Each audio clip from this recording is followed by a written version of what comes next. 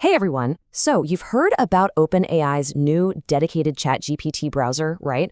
It's called Atlas. Well, today I'm going to walk you through exactly how to get it up and running on your Mac. It's actually super simple, just a few quick steps. Let's get right into it.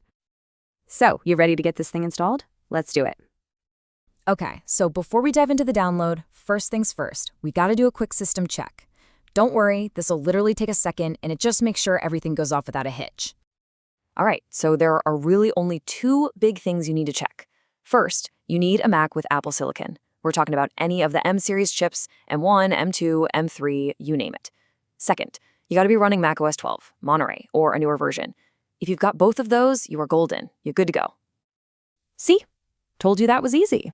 Okay, system check is done. Now for the main event, actually installing this thing. And trust me, it's about as simple as it gets. It's literally just 3 quick steps. First, you're going to head over to chatgpt.com/atlas and grab the DMG file. That's just the standard installer for Mac apps, nothing scary.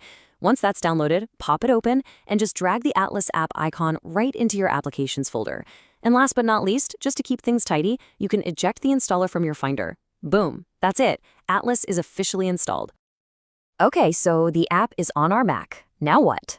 Well, let's fire it up for the very first time and take care of a couple of little setup items. All right, it is time to launch. Of course, you can just go find it in your applications folder, but let me give you a little pro tip, something I do all the time.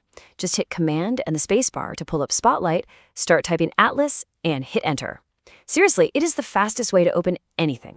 So the very first time you open Atlas, a couple of things might pop up. You'll probably get a little security prompt from macOS. That is totally normal. It happens with new apps, so just go ahead and approve it. Then, once you see that shiny new Atlas icon on your dock at the bottom, here's what I recommend. Right-click it, go to Options, and hit Keep in Dock. That way it's always there when you need it. We're almost there. Just one final step to really make Atlas a core part of your day-to-day. Let's make it your default browser. So, if you want all your web links to open in Atlas from now on, you've got to set it as your default. It's super easy.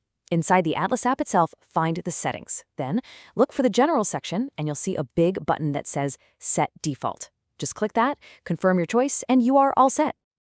And hey, if you're the type of person who likes to double-check things, like me, here's a quick way to make sure it worked.